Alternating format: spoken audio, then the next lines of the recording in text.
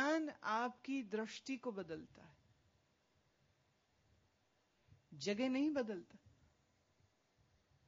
जगह बदल के होगा भी क्या।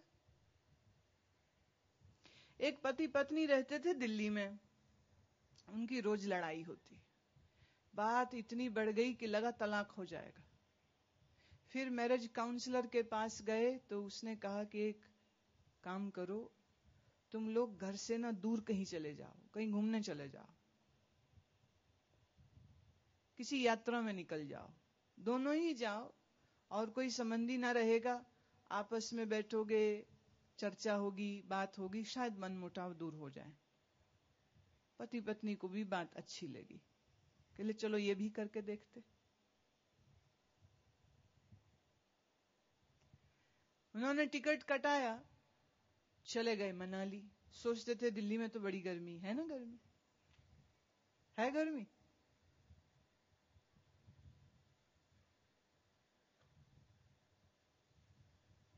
पहले भी हमने कहा है, गर्मी है, हाय गर्मी, हाय गर्मी, हाय गर्मी, ऐसा बोलने से गर्मी कम तो होनी जानी। तो फिर हाय हाय ना सोचो ना करो, जो है सो है। कूलर और एयर कंडीशनर में बैठ बैठ के शरीर पसीना बहाना भूल गया, इसलिए शरीर बीमार भी अधिक होता। तो आज के दिन यही तप है, पसीना बहने दो, जितना बहेगा थोड़ी देर में। सोच की बात है ये, सोच की। तुम्हारा संकल्प चीजों को बदल देता। तुम्हारा विचार ये आ जाए, ऐसा क्यों है, ऐसा क्यों है, वही चीज कष्ट देगी। तुम क्यों के विचार को हटा दो, चीज वही होगी पर दुख नहीं होगा।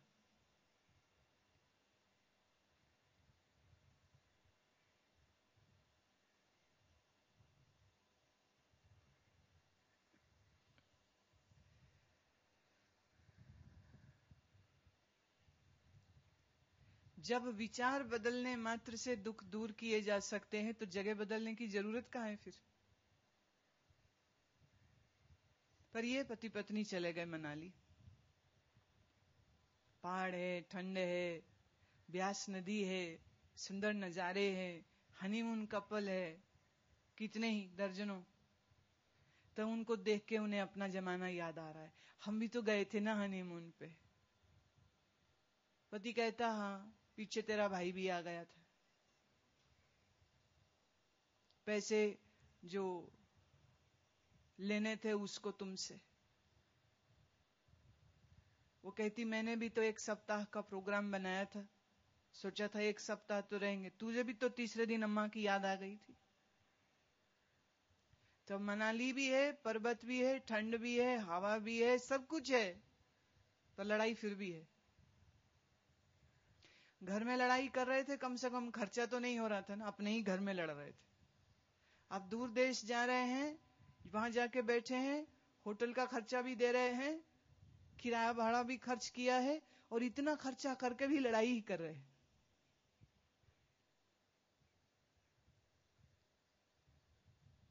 जगह नहीं, मन बदले।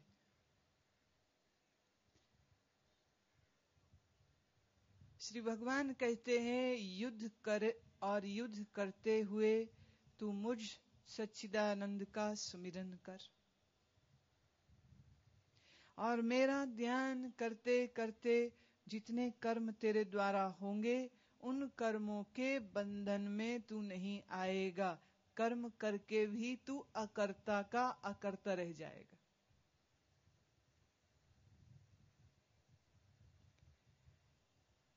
भारतीय सेना में जो सैनिक युद्ध करने जाते हैं, गोली मारेंगे, कोई आ जाए शत्रु, सीमा पार करने की कोशिश करे, अगर आमने सामने का युद्ध ठहर जाए, गोलियां चलेंगी, लोग मरेंगे, तोप चलेगी। पर एक बात का जवाब दीजिए, जो सैनिक युद्ध में शत्रु सेना के सैनिकों को मारे, उसको क्या कोई दंड दिया जाएगा सरकार की तरफ से? कि उसको इनाम दिया जाता है सरकार की तरफ से। परमवीर चक्र मिलते हैं, इसने बड़ी मुश्किल छावनी थी उसको तोड़ा है। शौर्य चक्र मिलते हैं राष्ट्रपति के द्वारा। क्यों? इसने अमुक सीमा पर अपने देश को बचाया है, पूरी छावनी को उड़ाया है, इनाम देते। सैनिक कत्ल भी करे, आप उसको हालांकि कत्ल नहीं कहेंगे, आप कहेंगे उनको मारा, दुश्मनों को खदेड़ा। पर यही सैनिक छुट्टी पे घर आया हो और किसी से झगड़ा हो जाए और उसको ये गोली मार दे, अब इनाम होगा कि सजा?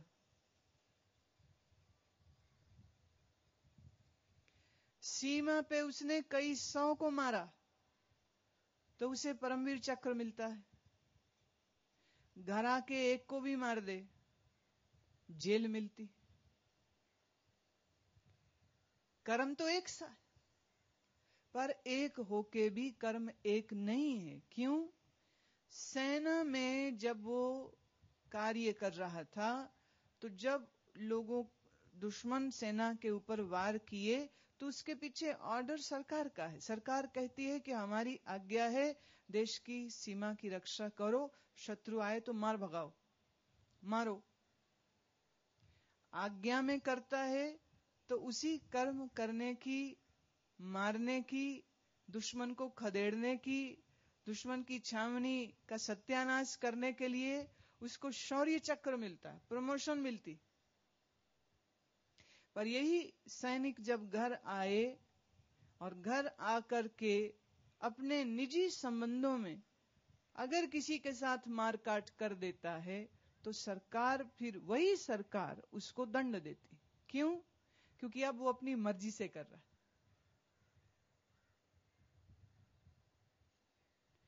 जब आप कर्म करते हैं तो आप उस कर्म के फल को भोगते हैं, पर जब आप कर्म किसी के आदेश से करते हैं तो आप आदेश का पालन कर रहे हैं, आपकी अपनी मर्जी उसमें कुछ नहीं। इसी तरह अपने सारे जीवन को परमात्मा को समर्पित कर दे और परमात्मा की आज्ञा में रहे और उसके आदेश अनुसार जब अपने जीवन को तुम बिताओगे तो तुम्हारे हाथ से जो भी कर्म होंगे, ख्याल करना मैं कह रही हूं, जो भी कर्म होंगे वो आपके लिए बंधन कारक नहीं होंगे।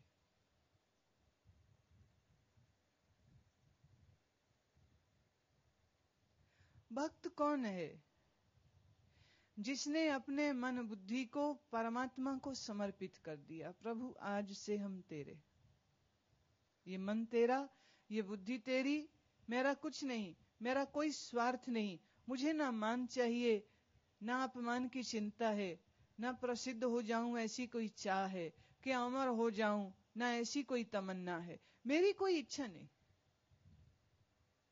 मैं तेरा, तेरे श्री चरणों में अपने आप को छोड़ता हूं। अब जो तू करे, जो तू कराए, सोई मेरे लिए कर्म है। जो तू न कराए सो मैं नहीं करूंगा। प्रश्न ये उठता है कि ईश्वर की आज्ञा क्या है, ये मालूम कैसे चलेगा? किस कर्म में ईश्वर की आज्ञा है, किस कर्म में ईश्वर की आज्ञा नहीं है, ऐसा साधारण मनुष्य कैसे जाने?